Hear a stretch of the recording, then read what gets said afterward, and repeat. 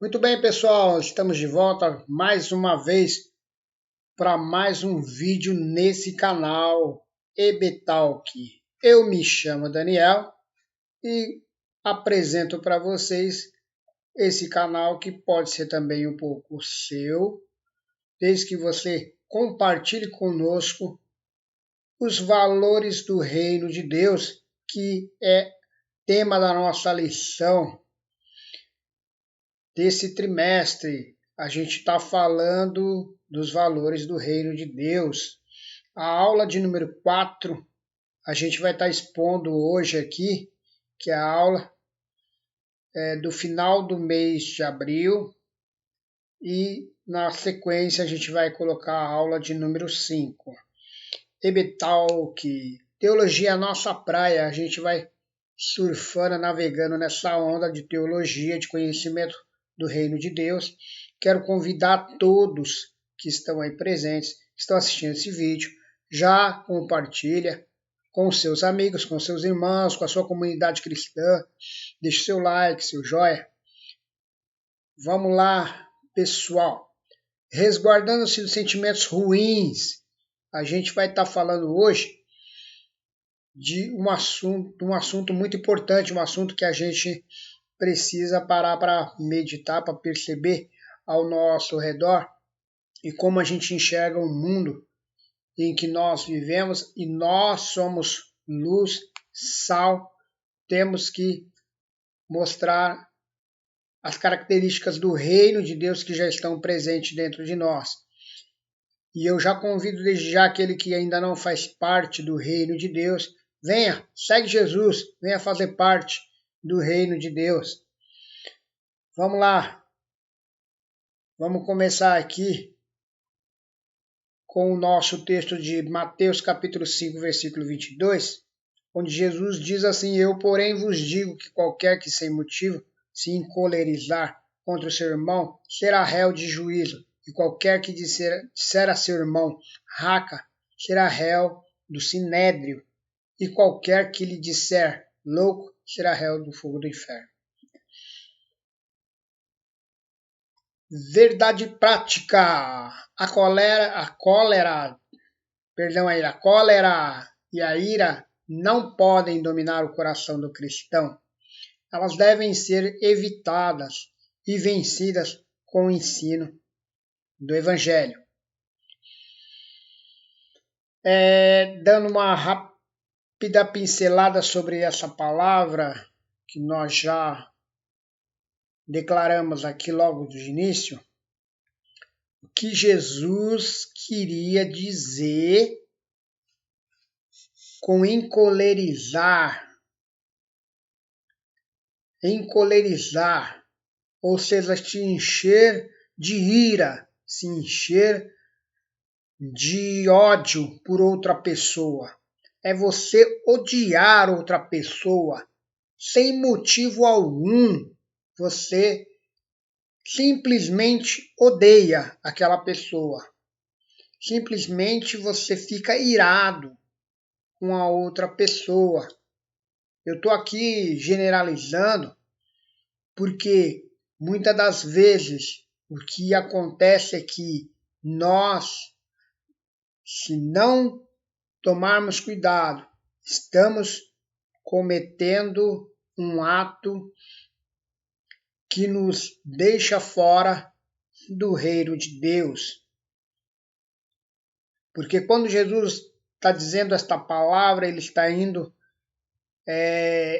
em coerência com o Evangelho do reino de Deus, porque os judeus entendiam o sexto mandamento simplesmente como não matarás, né? Como não matar fisicamente, né? Não podia se matar outra pessoa fisicamente, claro, isso é crime. Até as leis do nosso país, elas declaram que isso é crime. Só que nós observamos que neste mundo em que nós vivemos, o ódio é comum. O ódio não é considerado crime. As pessoas podem se odiar, podem se encolerizar, sem motivos, que para toda a sociedade, para os governos, tudo isso não é crime. Mas na lógica do reino de Deus, é um pecado terrível e deixa fora do reino de Deus. Vamos dar sequência aqui, eu só tenho uma rápida pincelada aqui para a gente pensar um pouquinho. Mateus 5, 21 até o 26 é a nossa leitura bíblica em classe. Ouviste que foi dito aos antigos, não matarás, mas qualquer que matar será réu de juízo. Eu, porém, vos digo que qualquer que sem motivo se encolerizar contra seu irmão será réu de juízo. E qualquer que chamar o seu irmão raca será réu do sinédrio. Qualquer que chamar o seu irmão louco será réu do fogo do inferno. Portanto, se trouxeres a tua oferta ao altar e aí te lembrares que teu irmão tem alguma coisa contra ti, deixa ali no altar a tua oferta e vai e reconcilia-te primeiro com teu irmão e depois vem, apresenta a tua oferta. Concilia-te depressa com teu adversário, enquanto estás no caminho com ele, para que aconteça que o adversário não te entregue ao juiz, e o juiz te entregue ao oficial, e te encerre na prisão. E em verdade vos digo que de maneira nenhuma sairás dali, enquanto não pagares o último cêntimo.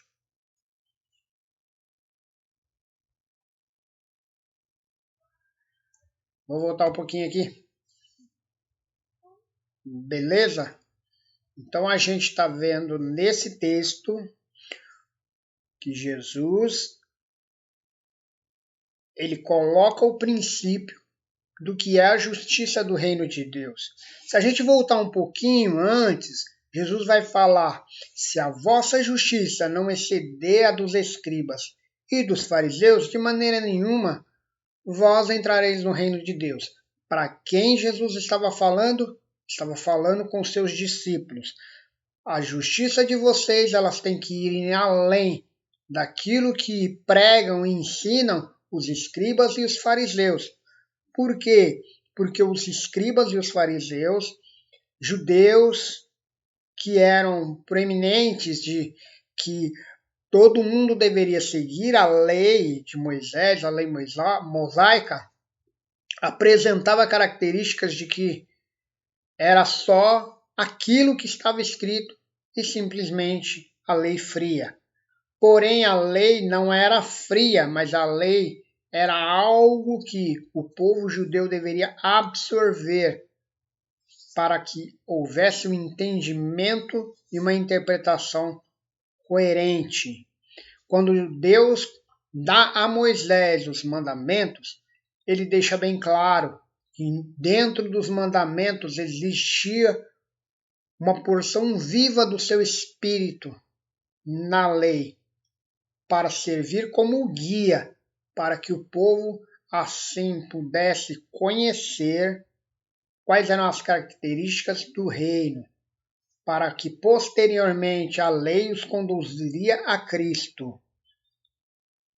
E quando o Messias se manifestasse, se concretizaria a plenitude das duas coisas juntas, anexas, a lei e a graça, para que a plenitude fosse concretizada.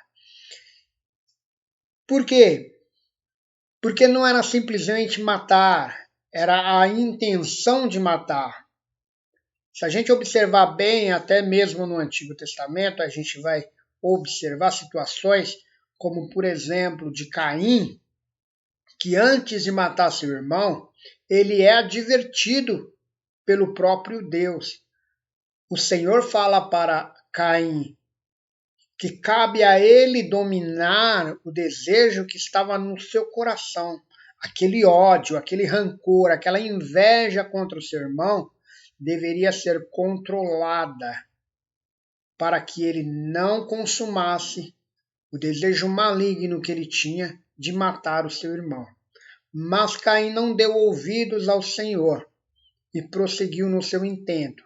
Ou seja, Caim ele pecou antes de matar o seu irmão, ele pecou porque ele desejou o mal contra o seu irmão.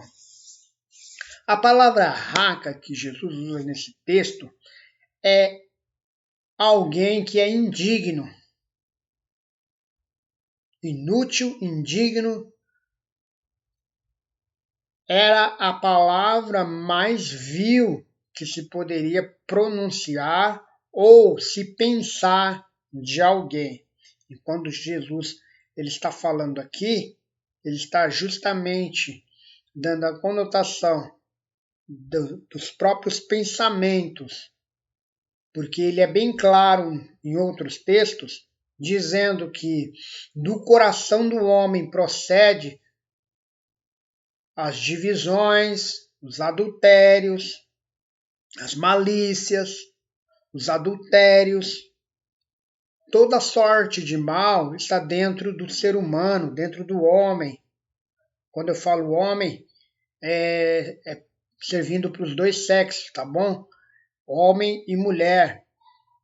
Nós nascemos com a natureza pecaminosa. E essa natureza pecaminosa, ela vai nos acompanhar até o final da nossa jornada.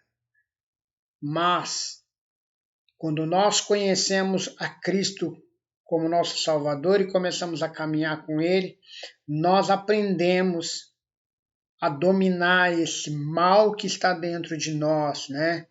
Eu costumo até brincar um pouco com essa situação, porque o velho homem que está em mim e em você, ele está no porão da sua alma. Mas se você deixar uma brecha, ele volta, tá? Ele volta e ele vai voltar pior do que ele era, tá bom? Então, vigia aí, toma cuidado. Vamos prosseguir aqui com a nossa lição.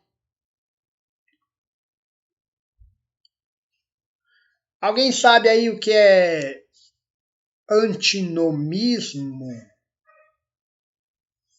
Já deixei na tela até a definição da palavra aí, para que todos nós tenhamos esse conhecimento.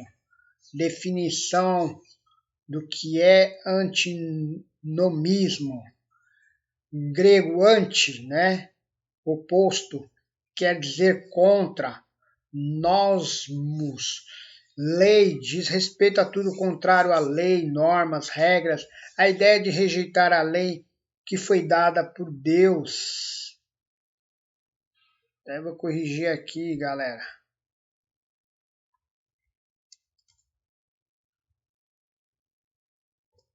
Por isso deve ser rejeitada, né? Ao que esse antinomismo ele vai trazer. O que é antinomismo, galera? É um conceito já muito antigo de se refutar toda a lei. E, infelizmente, até os dias de hoje ainda tem gente que tem esse tipo de teologia, antinomismo, do antinomismo, que diz que Jesus aboliu, abrogou, eliminou toda a lei não tem mais valor algum. Mas não é bem assim. Não é bem assim. Na verdade, Jesus cumpriu toda a lei. Ele não aboliu ela, mas ele cumpriu. E quem segue a Cristo e quem obedece ao Senhor Jesus, ele ama o seu próximo, ele ama os seus inimigos, aqueles que o consideram inimigos, né? Porque o cristão ele não tem inimigos, mas tem gente que considera esse cristão como inimigo, então esse cristão não faz acepção de pessoas, mas ama a todos de maneira igual. Então essa ideia de rejeitar a lei dada por Deus, por isso deve ser rejeitada. No entretanto, veremos que esses ensinos violam as Escrituras. Está aí o texto de Romanos, capítulo 6, versículo 15 e 16. Pois se pecaremos porque não estamos debaixo da lei, mas debaixo da graça? De modo nenhum. Não sabeis que vós, que sois, que vos apresentardes por servos para lhe obedecer, sois servos daquele a quem obedeceis, ou do pecado, ou do pecado para a morte, ou a obediência para a justiça. Mas graças a Deus que tenho sido servos, tendo sido servo do pecado, obedeceste de coração a forma de doutrina a quem fostes entregues. E libertos do pecado, fostes servos da justiça.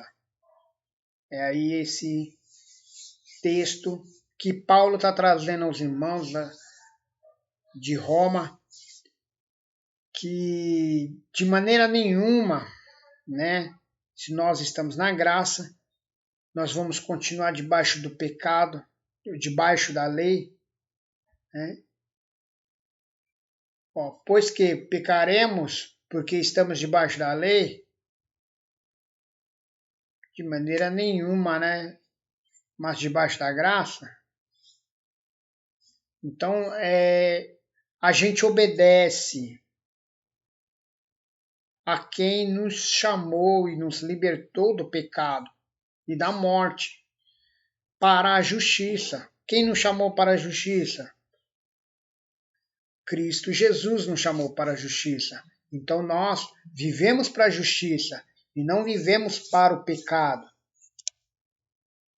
Então, nos livremos de toda a cólera, toda a ira. A lógica desse mundo é totalmente contrária à lógica do reino de Deus, pois a justiça divina nos faz entender que o princípio moral que abrange as características dos que são do reino não vão além de sentimentos humanos.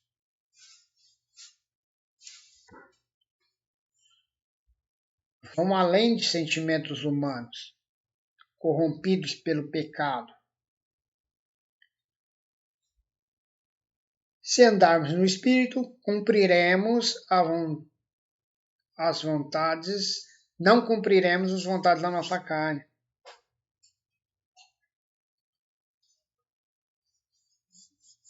Vocês estão entendendo? A lógica do reino de Deus ela é contrária à lógica desse mundo, né? Porque o princípio de moralidade que abrange esse mundo é uma moralidade corrompida. Alguém pode muito bem chegar, ficar te elogiando, falando bem de você e tá maquinando maus pensamentos e más intenções e opiniões contra você, contra mim. Porque ele segue a lógica desse mundo, a lógica das trevas. Mas quem é nascido de novo, servo de Cristo, ele não deve seguir essa lógica, mas pelo contrário, ele deve se analisar e perceber que o seu comportamento, os seus pensamentos devem ser diferentes, que não deve alimentar ódio ou maquinar o mal contra o seu próximo.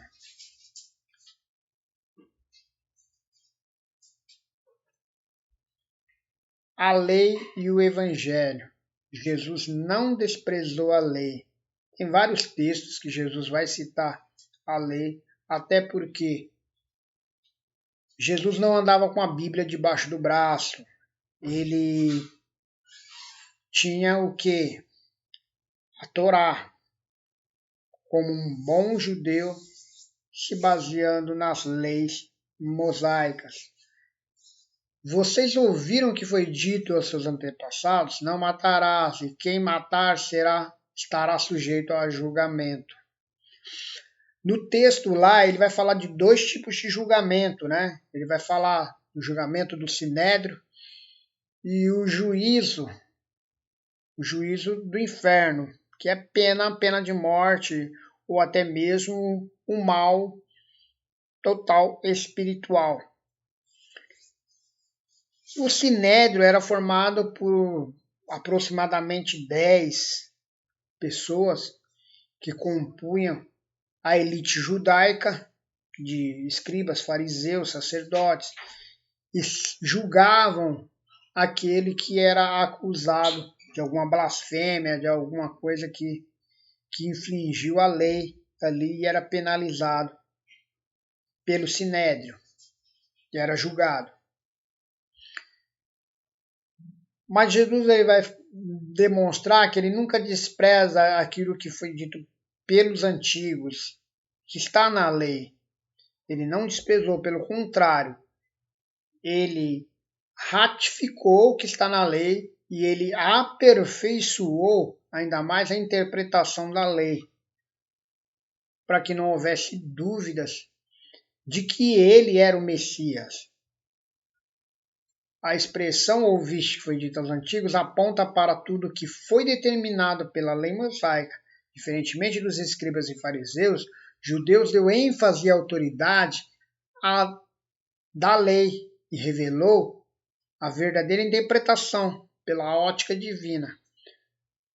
O exemplo dos escribas e fariseus interpretavam não matarás de forma literal, restrita apenas ao homicídio propriamente dito. Jesus mostra que não matarás aí vai além de homicídio físico. Demonstra que o homicídio começa no coração, as intenções do ser humano a partir de uma ira, ódio e da cólera.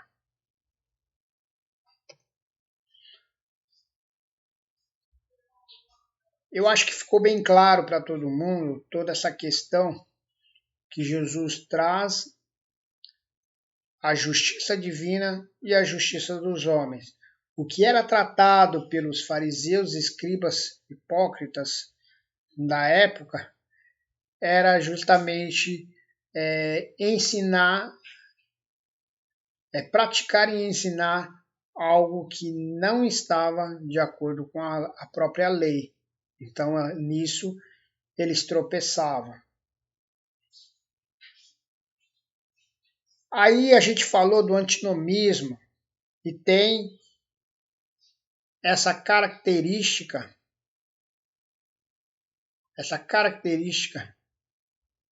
de trazer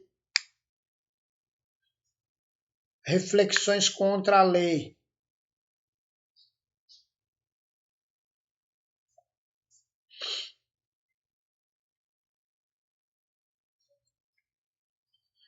O segundo tópico, Jesus vai falar sobre cólera e o primeiro ato de homicídio, o sexto mandamento. E de novo, né, que Jesus fala, né? O exemplo que eu trouxe sobre Caim, quando ia pecar, ele foi advertido no mesmo sentido. Aqui é só para a gente fazer uma sintaxe do que foi falado. A gente deve entender que o pecado é gerado do sentimento mal que todo ser humano possui, consequência da sua natureza pecaminosa, que uma vez alimentada pela cólera é regada para dar à luz assim ao ato finalmente consumado em emoções e ações.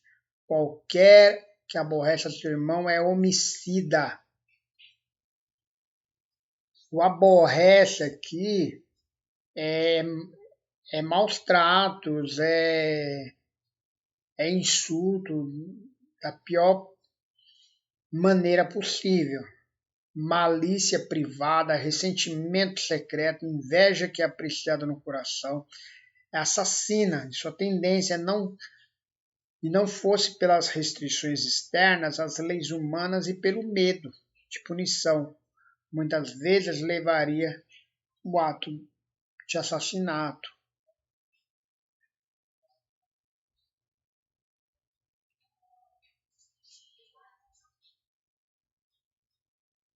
No contexto bíblico, o que é a cólera no contexto bíblico, né? E aí a gente tem duas duas passagens muito importantes. O Salmo 4, quando vocês ficarem irados, não pequem. Ao deitar-se, reflitam nisso e aquietem-se. Olha que isso está descrito num salmo do Antigo Testamento. Quando vocês ficarem irados, não pequem. Ao deitar-se, reflitam nisso e aquietem-se.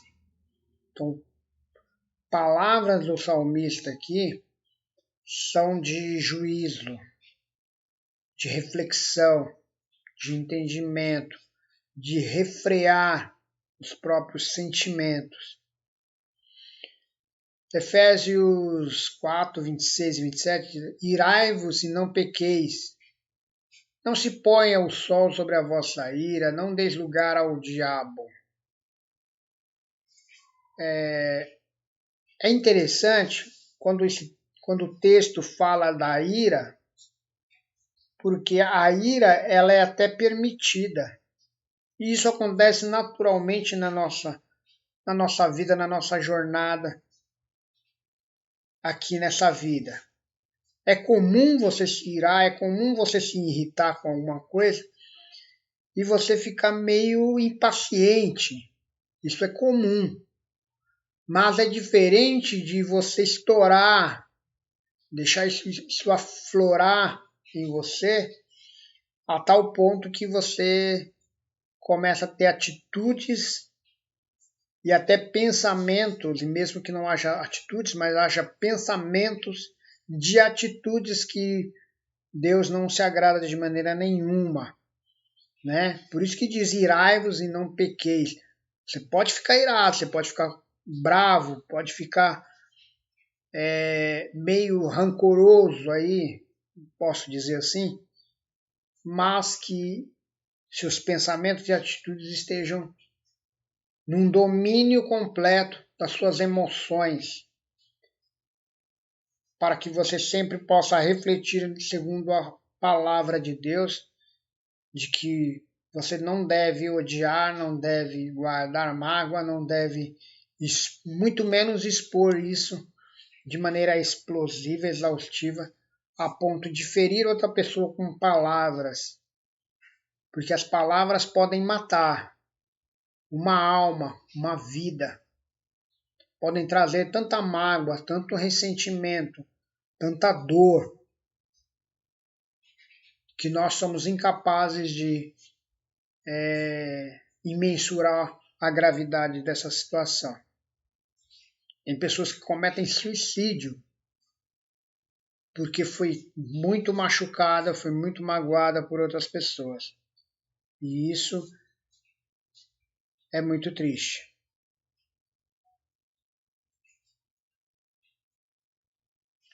Eu estou voltando aqui porque foi necessário eu voltar com o slide aqui, tá bom?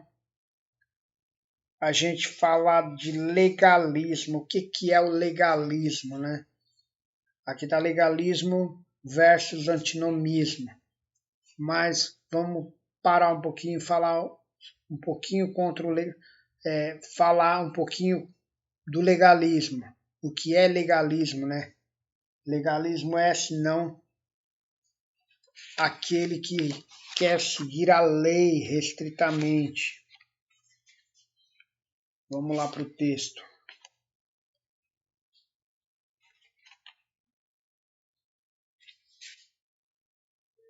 O legalismo é a atitude que se concentra na observância e prática rigorosa das leis como elemento determinante para uma comunidade alcançar o favor de Deus.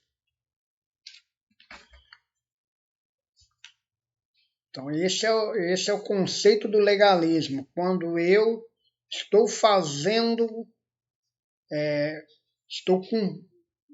entre aspas, aqui, cumprindo a lei para buscar um favor de Deus. E isso se torna muito comum na religião, né? As religiões, elas, na sua grande maioria, elas funcionam assim, são legalistas.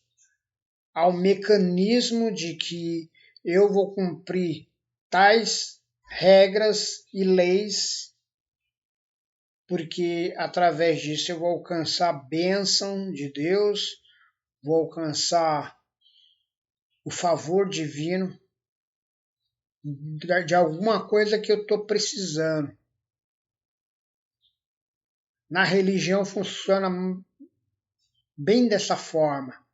Eu vou para a igreja porque eu preciso do emprego novo, preciso de uma cura, preciso de uma vitória, preciso de um milagre.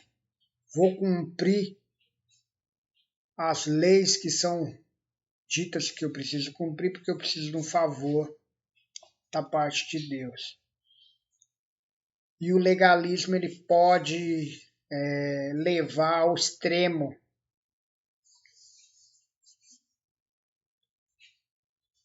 do indivíduo se tornar apenas um grande religioso.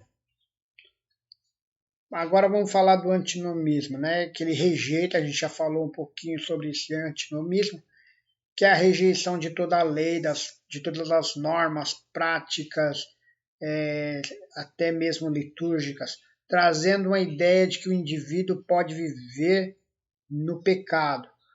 Lembrando que o antinomismo ele é um tipo de teologia que deixa em aberto para uma vida totalmente desprovida de conceitos da palavra de Deus, das escrituras, tá? É um tipo de ensino em que traz para as pessoas uma libertinagem, né? Uma suposta liberdade para viver a libertinagem. Paulo ele refuta o legalismo, mas também refuta o antinomismo. Duas referências bíblicas aí a gente tem no texto, Filipenses 3, 3 a 4 e Romanos 1, versículo 7. Mas e o cristão? No meio dessas duas oposições aí, que são duas oposições ao reino de Deus, tanto o legalismo quanto o antinomismo, aonde o cristão ele fica? Ele vai ficar no centro do equilíbrio da justiça divina. Não são, o equilíbrio é o nosso caminho. Não são rivais, ambos andam na mesma de mãos dadas, né? O antinomismo, o legalismo, eles não são opositores, eles são amiguinhos, andam de mãos dadas, né? E igualmente são inimigos da fé cristã. As duas coisas que nós falamos são inimigos do reino de Deus. Ambos têm a mesma forma, opostos à graça de Deus e ao evangelho. Ambos são infidelidades, né? Ciclar Frangos destaca que a oposição entre antinomismo e legalismo não é maior do que a oposição ambos à graça. Mas eu odeio a infidelidade de outro apenas. A minha é menos nociva, talvez seja até boa. Ninguém diz isso explicitamente, é algo tácito. Vocês entenderam a ideia aqui? O que destaca o antinomismo, né? Maior oposição à graça. Ele dizer assim, eu odeio a infidelidade do outro apenas. Mas eu odeio a infidelidade do outro apenas. Mas a minha é menos nociva. Ou seja, é mais fácil eu julgar o outro do que eu julgar a mim mesmo.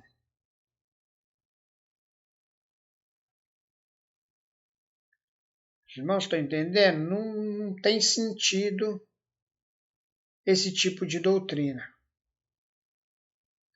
Por isso Paulo rejeita os dois, não rejeita apenas um.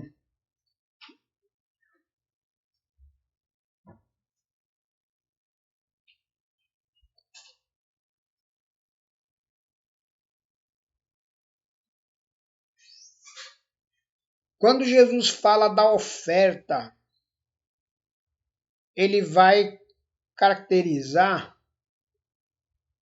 o sentido e o valor real daquilo que estava sendo ofertado ou a atitude do ofertante.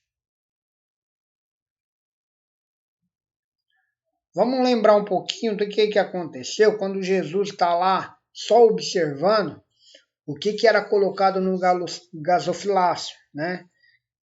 Que era uma espécie de vaso muito grande, onde os ricos deixavam suas ofertas lá, né? De grande valor, se exibindo para todo mundo quanto eles ofertavam. E de repente uma pobre viúva trouxe lá poucas moedinhas e deixou lá naquele lugar. Jesus apenas observando e disse: ela deu mais do que todos. E eles ficaram indignados: como assim? Ela apenas colocou algumas moedas ali. E aí Jesus fala: aqueles que colocaram em abundância, colocou do que lhe sobrava, e ela deu tudo o que ela tinha.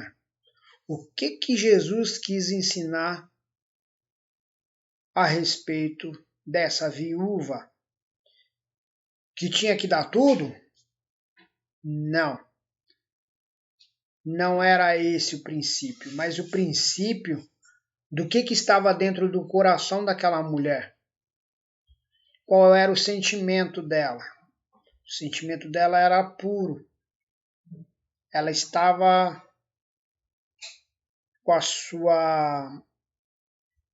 com seu sentimento para com Deus totalmente puro.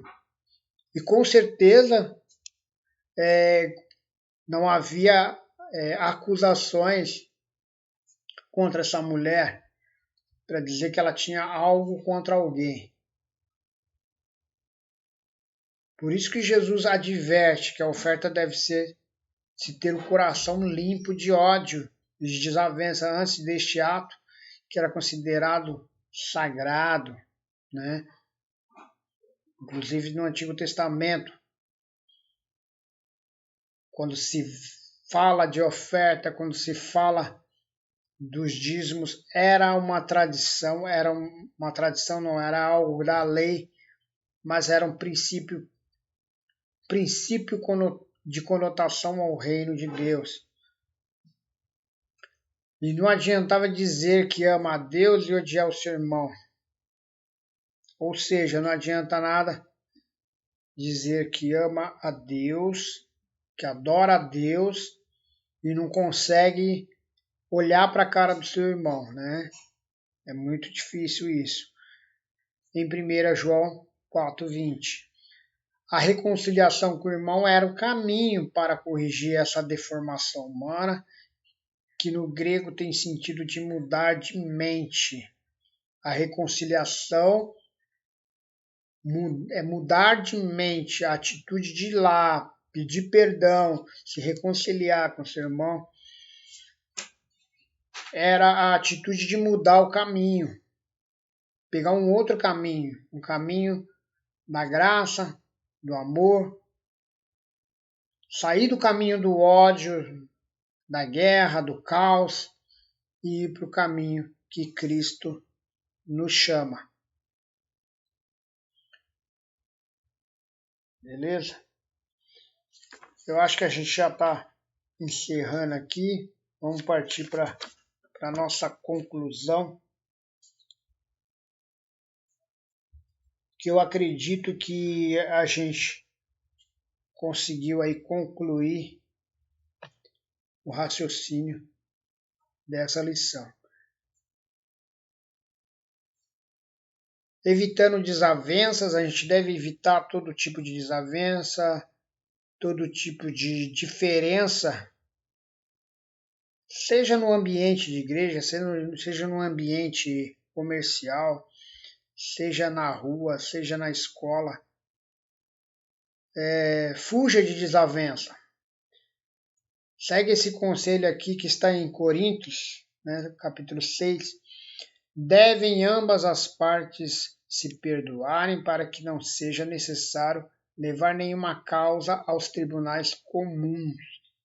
Paulo ele vai tratar de um assunto que na igreja de Corinto estava sendo corriqueiro, haver divisões no meio do povo de Deus, e por essas divisões haverem, eles estavam levando algumas causas para advogados comuns, né, e pessoas de fora ali da comunidade cristã para estar resolvendo, para estar tratando. E isso está sendo comum nos nossos dias de hoje. As pessoas falam de outros, falam alguma palavra que de repente a pessoa se sentiu ofendida e já há um processo na justiça. É crente contra crente indo para a justiça comum para poder resolver uma situação que poderia ser resolvida entre eles. Não precisava ninguém ficar sabendo o que aconteceu, mas fulano vai contra Beltrano nas redes sociais e começa a ficar discutindo e brigando, seja no Instagram, seja no Facebook, seja no YouTube, e isso só traz margem para um mau testemunho.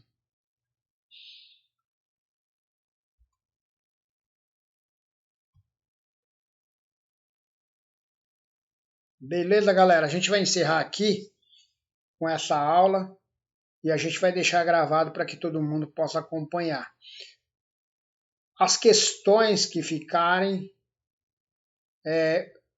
cada um responda numa folha e a gente vai ver, a gente vai estar vendo numa aula presencial as questões.